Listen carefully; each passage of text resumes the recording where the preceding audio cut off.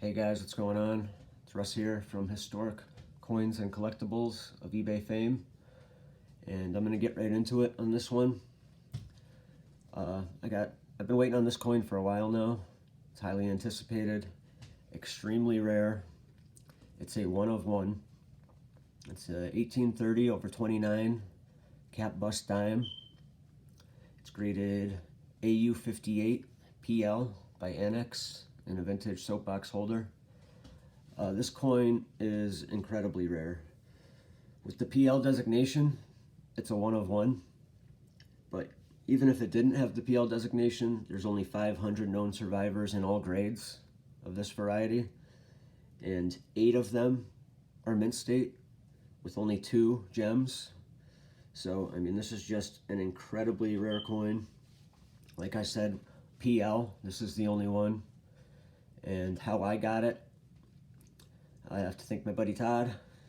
He always looks out for me. He knows what kind of coins I like. He knows how to make a quick buck. I appreciate it, Todd. You really have outdone yourself with this one.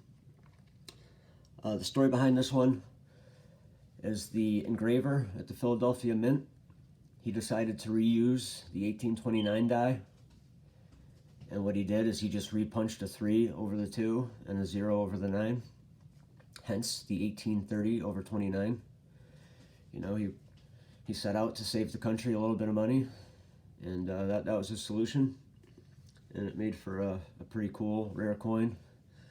The 1830/29 represents about 1/6 of the total population of 1830 dimes, which is only a handful, really. If you look at the bigger picture, 500 is not a lot of coins, and that's in every condition. So I'm sure the majority of them are probably really low grade, really bad condition, clean, scratched, you know, all that stuff. You probably find some of them on eBay for like 20, 30, 40 bucks, I'm sure, in horrible condition. But this one here, it is a beauty. I'm not sure, you know, I've looked it over quite a few times by now. I just got it. I'm not sure what I think I'm going to give the actual grade, in my opinion. You know, it's a tough one. I mean, this is one here where if it is a mint state grade, if it is undergraded by a couple of points, and I resubmitted it to like PCGS or something, without, even if they didn't, you know, cross the proof-like designation, it's still an incredibly expensive coin.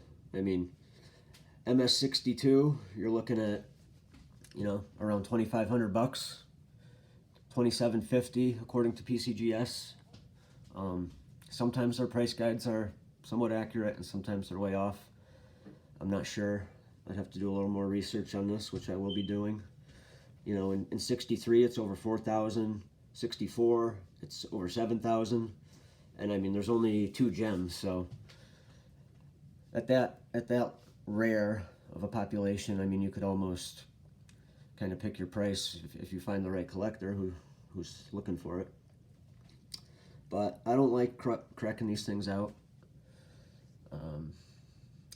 You know, I like the whole nostalgia with the old vintage holders. Let me give you guys a look at this. You don't have to listen to me just babble. What do you think? Is it proof-like? I mean, even without the proof-like, I would have bought this coin. I mean, it's an amazing coin. And, you know, I am very well aware that I get a little delusional about some of my coins, and I gotta get checked every once in a while. You know, I mean, I think most people, you know, everybody thinks their kid is good looking, which, I mean, you just look at strictly a numbers thing. Can't be 100%. Every kid is not good looking, right? But your kid is good looking. What do you think? Is it proof-like? I mean, the device certainly pops. It certainly has some pop to it. The reverse. The back. It's not the back. It's the reverse. I keep saying it. I keep saying it. And there are 3 sides. You want to see the 3rd side?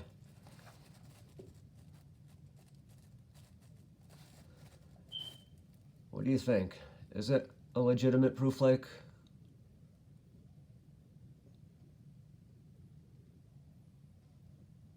It certainly is a problem-free, legitimate rarity. I think it's got proof-like fields. I certainly think it does.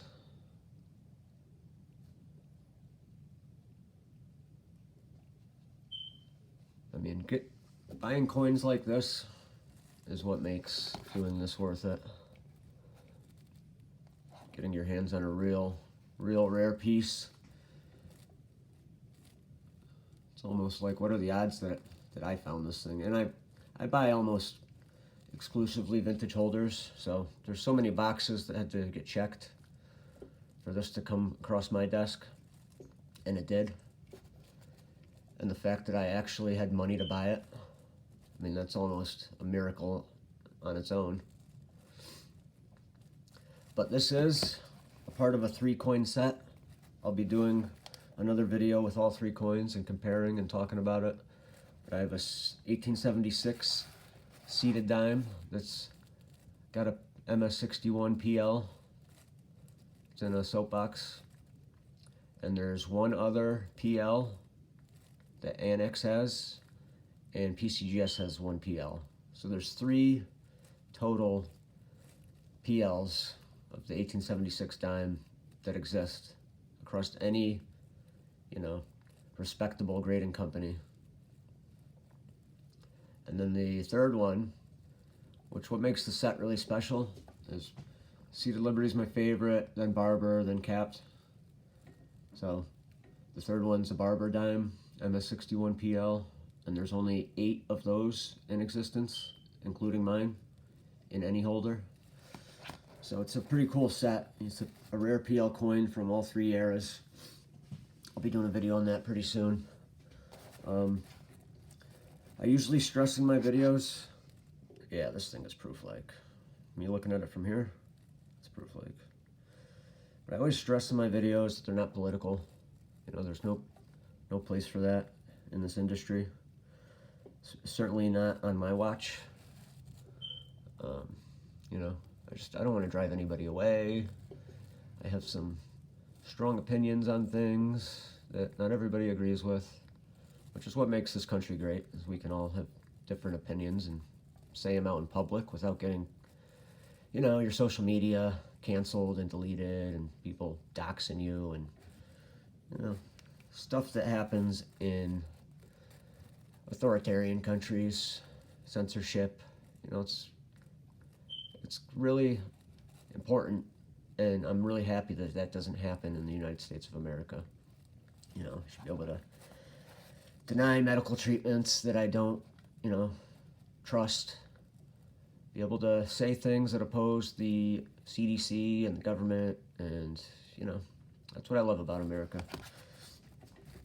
But I just came across a recent story, and again, this isn't political, so don't even accuse me of being political on this channel, or I'll figure out a way to block you, okay? Because I just don't put up with that here.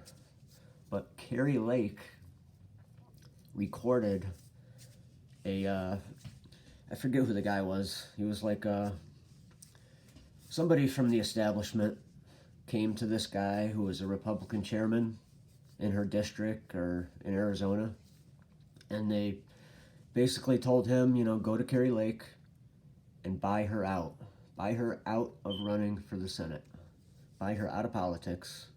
We want her gone. We got a big check. Find out how much she needs. What's her price, basically? And thank God she recorded the entire conversation. So this guy's on there trying to bribe her. He says it's from back east. So it's from Washington, D.C. It's the establishment. And, you know, the establishment is both sides. Republicans and Democrats are equally corrupt. Don't get it twisted.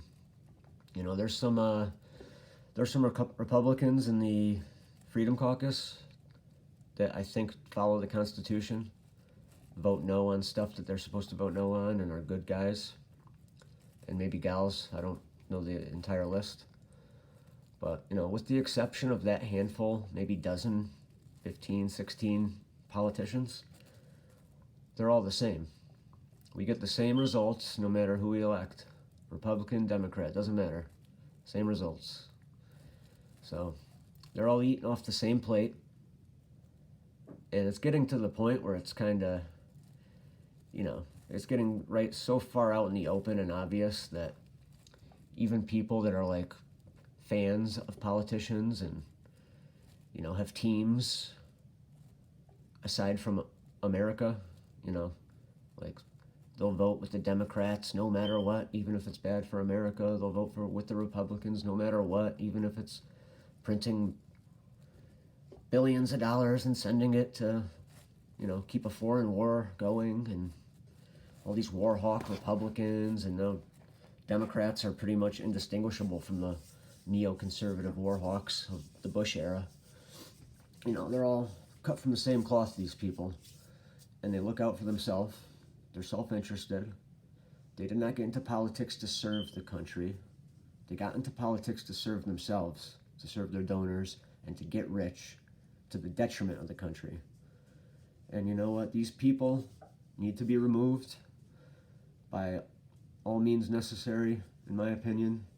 I would love to vote them all out. I almost think that they've been in power for so long, they've been able to rig our political system. So to the point where we would need a mass awakening in this country to vote these people out of power.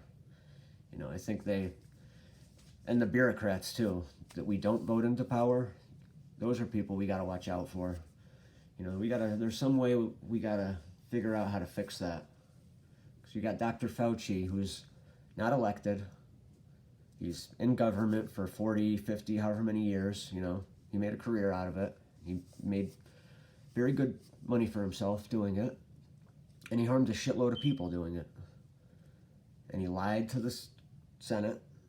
You know, he perjured himself multiple times. It's provable. Nobody filed any charges on him.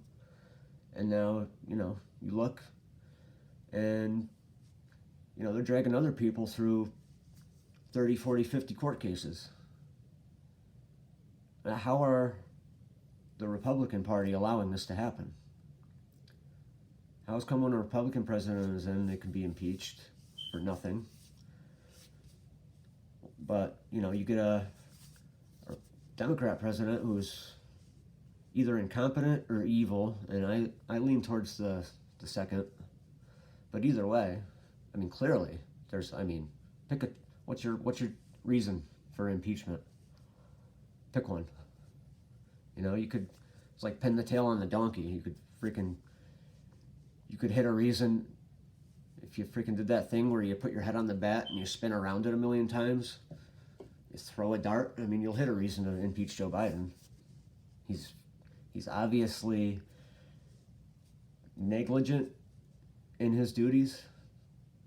He did put his hand on a Bible. He did swear an oath to protect and defend the Constitution against all enemies, foreign and domestic. And he is the enemy. He is the domestic enemy. You know, it's like the fox guarding the hen house. But, you know, check out that Carrie Lake recording, because that gives you a glimpse into our system and how it really works. And thank God for Carrie Lake, because we very, very rarely get to see or listen to these things for ourselves. It's always second, third hand, and then, you know, you can always tear somebody down and make them look nuts, and everybody's got skeletons. But that recording speaks for itself. You know, there's no explaining your way out of that shit. And that's how our system works, 100%. So it's time for some changes, folks. Like I told you, this is not a political channel. I don't get into politics at all, period. End of statement. Okay? Just so we are clear. Now, if you're not subscribed, subscribe. I got 13 subscribers, and I have not gotten a check from YouTube yet, so if somebody can tell me, do I have to like call them or do I send them a letter? I'm not sure. Let me know in the comments. Later, folks.